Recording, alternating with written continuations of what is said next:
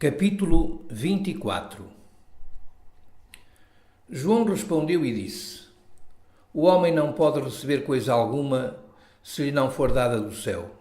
Aquele homem extraordinário que se deixou batizar por mim e sobre o qual eu vi o Espírito Santo descer qual pomba, e de quem testemunhei, não poderia tomar a si o que tem se fosse simplesmente um homem. Portanto, ele é mais do que isto e tem o poder em si de receber do céu e dá-lo a quem ele quiser. Tudo o que temos, recebemos por sua graça. Portanto, é impossível ditar-lhe o que deve fazer. Ele dá e nós recebemos. Ele tem a sua pá em sua mão, ele varrerá a sua terra como quiser e juntará o trigo no seu celeiro.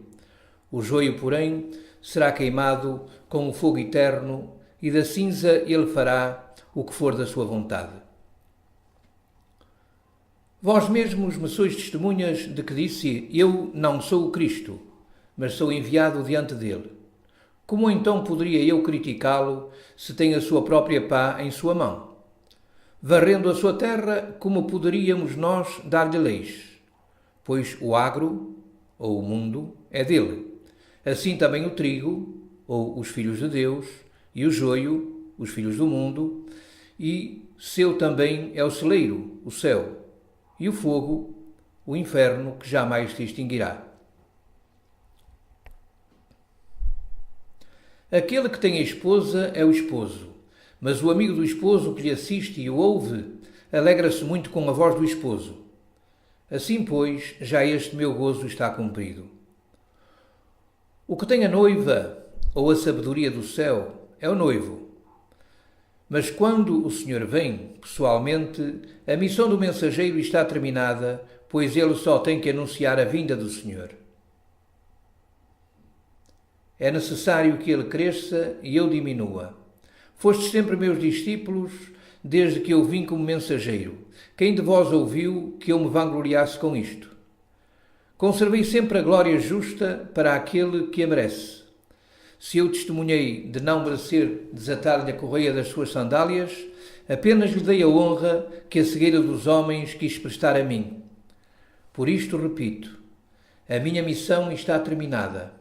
O mensageiro, ou a carne, tem que diminuir e ele, como o Senhor, o Espírito, tem que crescer sobre toda a carne. Aquele que vem de cima é sobre todos. Aquele que vem da terra é da terra e fala da terra. Aquele que vem do céu é sobre todos. Aquele que tem o poder de dar leis é de cima. Aquele que tem que obedecer é de baixo. Aquele que vem do céu está sobre todos, pois é o Senhor e pode fazer o que quiser e pode batizar com água, fogo e espírito, pois tudo é dele. Acho, porém, que ele não batizou com água, mas com fogo do espírito. Os teus discípulos, porém, batizaram os homens com água, como eu fiz. Este batismo não tem valor algum, se não receberdes depois o Espírito Divino. E aquilo que ele viu e ouviu, isso testifica, e ninguém aceita o seu testemunho. A água só dá testemunho da água, e limpa a pele da sujidade da terra. O Espírito Divino, porém, com que apenas o Senhor pode batizar, pois o Espírito Divino está dentro dele, testifica de Deus e daquilo que ele vê e ouve em Deus. Mas, infelizmente, quase ninguém aceita este testemunho, porque o que é detrito, e não pode aceitar o Espírito, a não ser que fosse primeiro passado pelo fogo e lá se lhe tornasse idêntico, pois um fogo verdadeiro aniquila toda a matéria. Eis a razão por que o batismo espiritual do Senhor destruirá muitos, o que explica o receio deles em aceitá-lo. Aquele que aceitou o seu testemunho, esse confirmou que Deus é verdadeiro. Perguntais-me, mas por que lacrar dentro de si o testemunho do céu dado por Deus? Eu vos digo, entre o homem e o Espírito há uma grande diferença. Se o homem do mundo receber o Espírito dentro da sua concepção mental, poderá o Espírito permanecer com ele se não for guardado dentro do seu coração? Poderia haver uma medida certa pela qual o Espírito fosse distribuído de sorte que cada um soubesse o quanto dele recebeu?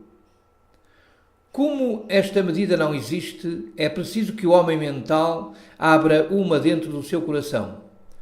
Quando então o espírito se estabelecer na paz do seu coração, preenchendo uma nova medida, ele também perceberá o seu grau de evolução. O que vos adiantaria encher com água do mar um túnel furado? Poderíeis algum dia dizer e reconhecer que colhestes uma determinada quantidade de água deste mar imenso? Quando, porém, o túnel for bem atado, podereis facilmente averiguar quanto conseguiste escolher. Mas a água do mar é uma só, em pouca ou grande quantidade. Porque aquele que Deus enviou fala as palavras de Deus, pois não lhe dá Deus o Espírito por medida. Se Deus quer transmitir o seu Espírito a alguém, não o faz na medida infinita que somente existe em Deus, em toda a sua plenitude, mas na medida existente na criatura. Se esta deseja recebê-lo, a sua medida não deve ser defeituosa ou aberta, mas sim bem atada e lacrada. Aquele a quem perguntaram se era o Cristo tem dentro de si o Espírito de Deus, não pela medida do homem que representa, mas na medida infinita de Deus mesmo, recebida de toda a eternidade. Ele é o mar infinito do Espírito Divino em si. O seu amor é o seu Pai de eternidade e está não fora do homem visível, porém nele mesmo, que é o fogo, a chama e a luz de eternidade dentro do Pai. O Pai ama o Filho e todas as coisas entregou nas suas mãos. Tudo o que temos, na medida justa, colhemos da sua plenitude. Ele mesmo se tornou um homem de carne pelo seu próprio verbo e a sua palavra é Deus, Espírito e carne, que chamamos o Filho. Este Filho, portanto, é em si a vida da vida. Aquele que crê no Filho tem a vida eterna, mas aquele que não crê no Filho não verá a vida, mas a ira de Deus sobre ele permanece. Quem, portanto, aceitar o Filho e crer nele, já tem a vida eterna em si, pois assim como Deus mesmo é em toda a palavra a sua eterna e perfeita vida, o mesmo se dá com toda a criatura que assimila e guarda o seu verbo. Mas quem, por sua vez, não aceita a palavra divina pela boca do Filho, portanto não crê nele, não poderá receber a vida, tampouco vê-la e senti-la em si, e a ira de Deus, que é o julgamento das coisas, pousará sobre ela, não possuindo vida, a não ser que aquela imposta pelo determinado da lei. Eu, João, disse-vos isto e vos dei um testemunho completo. Purifiquei-vos do lodo da terra por minhas próprias mãos. Ide, aceitai a sua palavra para receberdes o batismo do seu Espírito. Sem este, todo o meu trabalho seria inútil. Até eu tenho vontade de me achegar a ele, mas ele não o quer e me revelou pelo Espírito que devo ficar aqui, pois já recebi o que vos falta. Eis o último e maior testemunho de João a meu respeito. O motivo, por não ter sido tão completamente explicado no Evangelho, é que naquela época só eram anotados os pontos principais, pois todo o espírito lúcido compreendia tudo isto com facilidade.